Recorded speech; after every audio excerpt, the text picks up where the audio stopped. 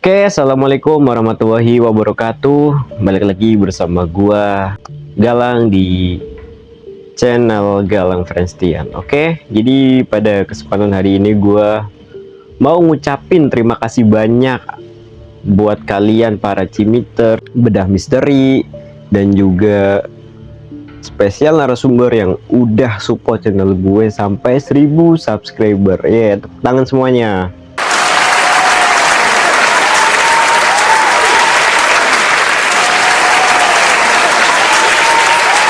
Jadi buat para lovers dan haters, gue ngucapin terima kasih banyak nih atas dukungan kalian karena udah subscribe di channel gue. Gue gak nyangka banget bisa bakal mencapai 1000 subscriber. Ya meskipun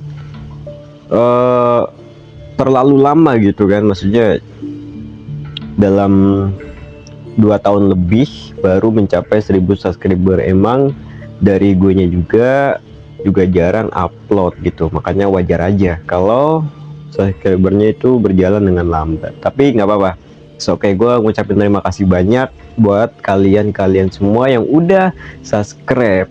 Jadi karena udah 1000 subscriber, kali ini gue akan menceritakan sebuah cerita horor pengalaman pribadi di salah satu pesantren yang ada di Jakarta.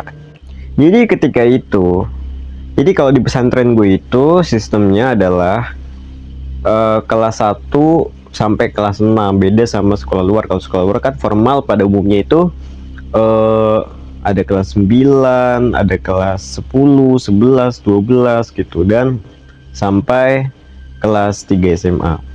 Jadi gue masuk pesantren itu pada tahun 2010, dimana sebenarnya gue itu gak ada niatan untuk masuk ke dalam dunia santri gitu, tapi karena gue disuruh dan dipaksa sama orang tua gue, akhirnya mau nggak mau gue harus nurut gitu. Akhirnya di 2010 masuklah gue ke dalam pesantren, dimana di lingkungan pesantren gue yang gue masuki itu, di sana kita diharuskan untuk menggunakan dua bahasa, yaitu bahasa Arab dan bahasa Inggris gitu. Selama berapa bulan gitu kan, 3 bulan atau 2 bulan setelah gue masuk pesantren itu nggak ada apa-apa sebenarnya sih, kayak aman-aman aja lah, kagak ada gangguan dari makhluk halus yang lainnya, nggak ada gitu. Tapi ketika udah 5 bulan lebih di pesantren, gue masih kelas 1 SMP, di situ banyak tuh kakak kelas yang nyeritain gitu tentang kejadian horor yang ada di pesantren. Jadi dulu kakak kelas gue itu pernah bilang, di angkatan berapa dulu gue nggak tahu, ada salah satu santri yang meninggal karena terjatuh di belakang pesantren. Jadi di pesantren gue itu lantai 3, yang mana itu di belakang pesantrennya itu ada teras, tapi terasnya itu gak ada koridornya, dan itu lebarnya juga gue nggak tahu, kurang lebih setengah meter atau 1 meter, gue juga nggak tahu juga karena gue nggak ngukur.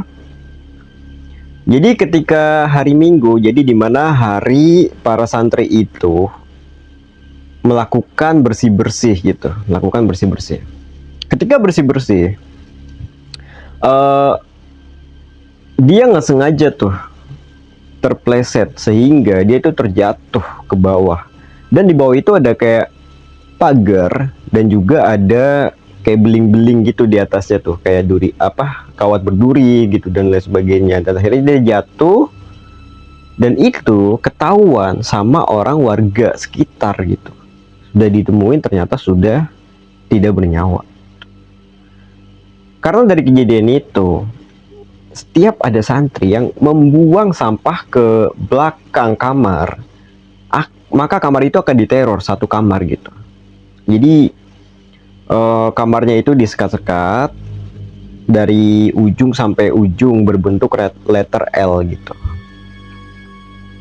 Siapapun yang buang di situ. Jadi dulu ada kejadian tuh ketika malam Jumat, di mana tradisi di pesantren kita itu melakukan tahlil berjamaah di asrama gitu. ada salah satu anggota kamar yang bisa dibilang bercanda gitu kan, lagi tahlilan dia bercanda. Akhirnya yang terjadi adalah satu kamar itu diteror. Ada yang kesurupan lah, ada yang lemarinya goyang-goyang gitu. Dan itu juga selama itu gue di kamar gue alhamdulillah belum ada gangguan sama sekali gitu. Mungkin di kamar-kamar sebelah gue dan mereka cerita begitu gitu. Karena kalau misalkan kita bercanda dalam melakukan sebuah ritual agama, maka kita akan diganggu gitu. Oleh sebab itu makanya kita yang sebagai santri yang mana dulu masih anggota ya takut kan karena kejadian-kejadian yang kayak gitu. Ada juga dulu, ini ceritanya agak lucu juga gitu, dimana dulu pas gue di pesantren gue udah jadi pengurus, gue di situ jadi bagian keamanan. Jadi dulu tuh ada salah satu anggota kamar yang ngadu nih ke gue kalau misalkan di kamar dia itu ada yang kesurupan. Jadi dia bilang gini, kak, itu di kamar sekian ada yang kesurupan, kakak tolong ya gitu. Tanpa banyak nanya, ya udah langsung gue iyain. Gue ganti baju pakai koko, pakai sarung, pakai peci, wudhu. Akhirnya gue masuk ke kamar yang kesurupan itu. Setelah gue masuk kamar itu, bener aja tuh, emang si anak itu teriak-teriak sama nangis-nangis begitu kan. Ya udah akhirnya gue suruh semua yang ada di kamar itu buat ngambil wudhu di bawah kamar mandi gitu.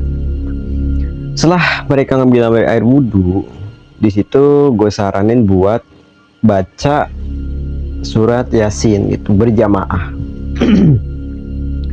Setelah baca Yasin berjamaah, akhirnya si anak itu udah agak tenang. Akhirnya berapa menit ya setelah membaca Yasin itu berjamaah, si anak itu kemudian kesurupan lagi gitu. Bingung dan di situ, ini setan maunya apa sih gitu. Akhirnya gue saking kesel di situ, udah kesel, udah bete, udah capek juga dia apa ini setan masih balik-balik lagi. Akhirnya gue bikin lelucon di situ. Gue bikin lelucon pura-pura kayak punya ilmu dalam gitu kan, set set set gitu. Gue bercandain. Akhirnya di situ para anggota kamar itu pada kayak, ternyata kakak ini punya ilmu juga ya. Padahal kagak ada ya. Padahal gue cuma bercanda aja gitu, menghibur diri sebenarnya sih. Setelah gue bikin-bikin kayak gitu, akhirnya gue bilang bercanda ke mereka. Akhirnya mereka pada ketawa-tawa. Udah akhirnya karena cara lain udah buntu, mau nggak mau gue manggil Ustadz lah. Gue nuju ke kamar Ustadz, gue bilang, Pak Ustadz di kamar sekian ada yang kesurupan. Akhirnya Pak Ustadz itu berapa lama kemudian nuju ke kamar si santri itu. Setelah Ustadz itu nyampe ke kamar, jadi para santri yang ada di kamar itu disuruh keluar semua tuh. Disuruh keluar, termasuk gue juga disuruh keluar. Gue nggak tahu di dalam ngapain. Beberapa menit kemudian anak itu sudah sadar kembali gitu, udah sadar kembali. Tapi kalau misalkan gue kayak dilihatin sesuatu, kayak alhamdulillah belum pernah sama sekali selama gue hidup di pesantren gitu. Jadi kejadian bisnisnya cuma ada kesurupan. Gue juga bingung kenapa di setiap pondok itu ada kesurupan. Ya, atau juga lah. Mungkin anaknya juga itu kurang aktif apa gimana, gue juga nggak tahu.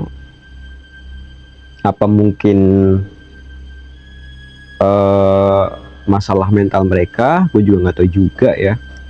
Mungkin kalau misalkan kalian ada yang tahu, tulis pendapat kalian di kolom komentar gitu, di komentar bawah, tolong ditulis aja. Dan itulah cerita mistis yang gue alami selama hidup di pesantren gitu. Dan alhamdulillah pada 2016 gue lulus, lumayan lah.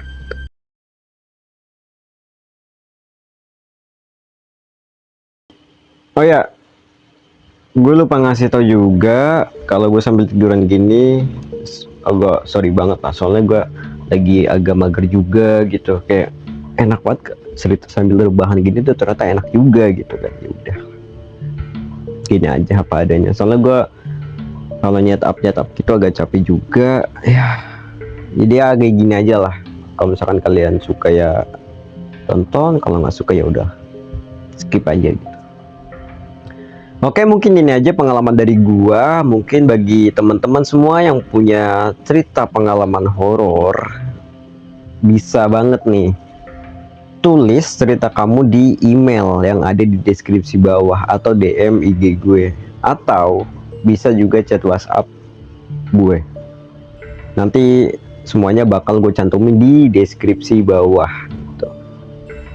Boleh banget lah bagi share-share pengalaman horor kalian buat nemenin para subscriber gue yang seharian kerja lalu butuh hiburan, pengen tidur gitu kan, bisa banget gitu.